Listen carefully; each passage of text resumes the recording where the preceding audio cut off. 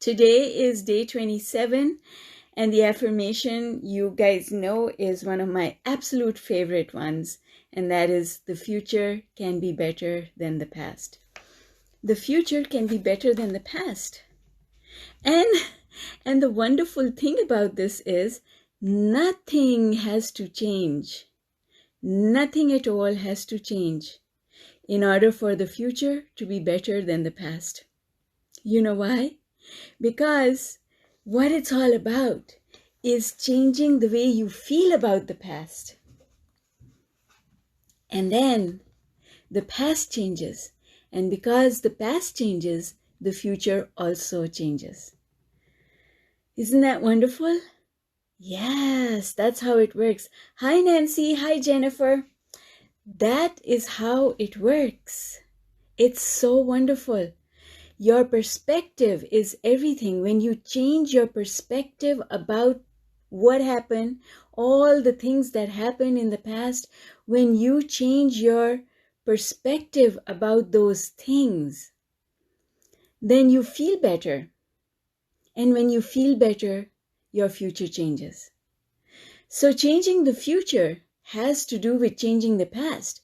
We can't change the events and the things that happen and what people said in the past, but what we can change and we have absolute control over is the way we feel about them.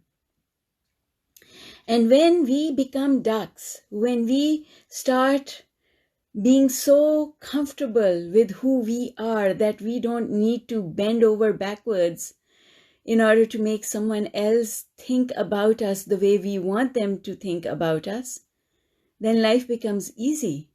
And those things that happened in the past don't hurt so much anymore. And when the hurt from the past is gone, then you feel free. And when you feel free, you go up the emotional scale. And from higher up on the emotional scale, that's where everything that we want is. Hi, Wendy. So you see, changing the future or controlling what happens in the future has a lot to do with the way we think about where we are today and the way we think about our past. This is why we talk about the 6 thinking choices. The 6 thinking choices are all about this. Because you can choose how to think about the past or where you are just now.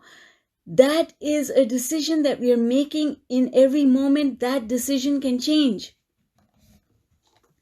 How I felt about what someone said yesterday doesn't have to be the same way that I think about what they said today. I have the ability to make a new decision because I am doing my thinking work in this moment. In this moment. And this moment is what is generating the energy, the magnetic pulling force that is bringing me what is going to happen in the next moment. So just now I have control. I have control how to think my thoughts in this moment. This moment. And that is why mindfulness is so important. This moment is the most important thing. Because in this moment, I can choose to shed all the hurting that I felt previously.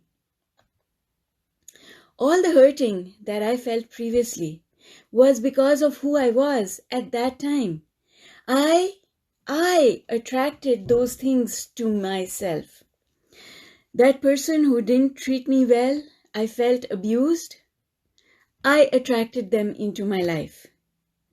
I attracted them into my life, and not only did I attract them into my life, I attracted their behavior as well. And it was because of the way I was thinking my thoughts. It was because of the beliefs that I held in my subconscious that I was not even aware were there. But those beliefs were hurting me. Those beliefs are the attractive force that brought this experience to me. If it hadn't been that person, someone else would have shown up to give me the same sort of experience. The details would have been different, maybe, but the same sort of experience would have shown up. It's not about, oh, you cheated on me. It's about, if you hadn't cheated, someone else would have shown up to cheat. Why? Because I was in a vibration that was attracting cheating. The culmination of everything that I was thinking resulted in this happening. So my dear friend, my spouse, my ex, it wasn't about you. It was about me all the time. I blamed you for it because you're the one who showed up. But if you hadn't showed up, someone else would have showed up. I would nevertheless have ended up having the same sort of experience. And that's why it's so important not to leave a relationship and take that old vibration with you. Because if you take the old vibration with you, someone else is going to show up to give you the same thing all over again. Unless you change the way you think your thoughts, nothing changes. So the future can absolutely be better than the past. Absolutely. Because guess what? You're not the same person anymore. Not the same person. And this is why, you know why Source, God is so forgiving. God does not keep score of all the mistakes that you did. You could be Saddam Hussein or Hitler. But in this moment, if you change the way you're thinking, then the past no longer matters. The past no longer matters. In this moment, whatever happened in the past does not matter. And you know what? We can't be the victim for the rest of our life. Because if we keep thinking of ourselves as the victim, then we will continue to be the victim, because that is what we're putting out there. I am the victim. So people who need victims, please, here I am.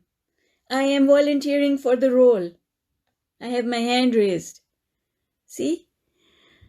Yes, Wendy, isn't that wonderful? We go through this journey, and at the end of the day, we need to love ourselves in order for other people to love us.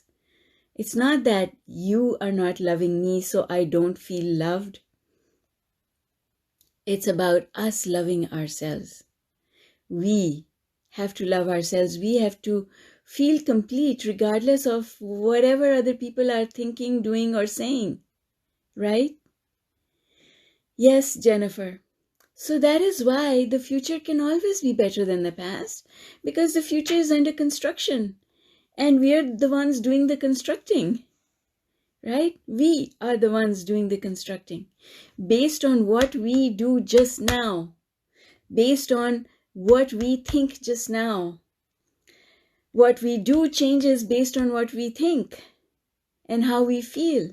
There's an article on my website if you guys are interested. It's just occurred to me. I think it's called Chicken and Egg. Which one came first? And the thing is, it's a circular argument, right? The way we feel leads to the way we think, leads to the action that we take. Action doesn't come out of nowhere. We think about the action before we take the action. Well, if we are thinking about the action before we take the action, then the action is guided by our emotion. But if we know that that action is not the best for us, we can do a projection. If I do this, what will happen? If I punch this person, what will happen next? Maybe they will punch me back. Maybe they'll call 911. Right? Okay, so none of those alternatives are good. Maybe they'll hurt me really bad. None of those alternatives are what I want. So if none of those alternatives are what I want, should I punch this person? Probably not. Right? And that's the thing. So what should I do? If it does come to that, that means momentum has taken over. If you are in the middle of being hit by someone, momentum has already taken over. And when momentum has already taken over, what you do is at that point in time, you do whatever it takes to bring that momentum to a stop. And usually that happens not by fighting back, because you can't fight back at that time. It happens by giving in. Just give in to the momentum. Let the momentum subside. And then do the cleaning up. You cannot do the cleaning up, the vibrational cleaning up, in the middle of momentum that is flowing, because the current is too strong, right? Oh, Angela. Yes. Oh, I'm happy to be here. It's Friday. Yay. We're going to have so much fun, aren't we? All right, so just a little reminder to those people who are in the Heal the Heart program. Instead of Sunday, we are having our webinar on Saturday this week only. And that's because I have stuff lined up on Sunday that I can't move around. Okay? All right, folks, have yourselves an absolutely amazing day. Tomorrow I will see you at 10:30. I have posted Zoom links. So those of you who want to join me on Zoom, it's your day tomorrow. Tomorrow is the webinar. I'm excited about it. And yes, Angela, personal responsibility. You see, what happens is we get trained out of personal responsibility or discipline because our parents provide that discipline in our lives.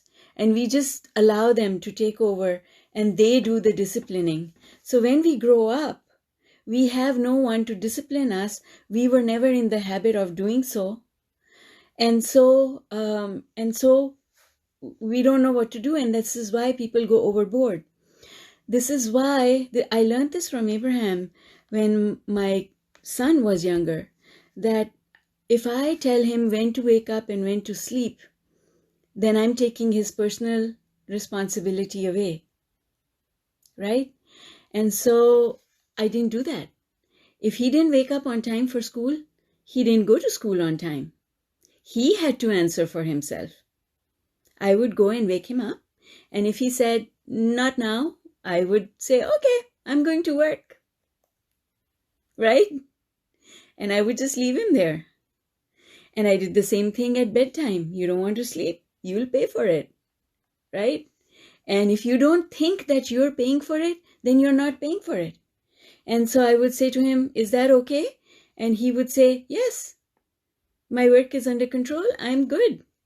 And so I never imposed that discipline on him. So he learned to discipline himself. Now, when he has appointments or he has things going on in his life, I don't have to tell him. He knows what to do because he has that sense of personal responsibility. So we have to teach ourselves that sense of personal responsibility and not behave like babies who have given up their power to their parents, right? Yes. Yes, Angela.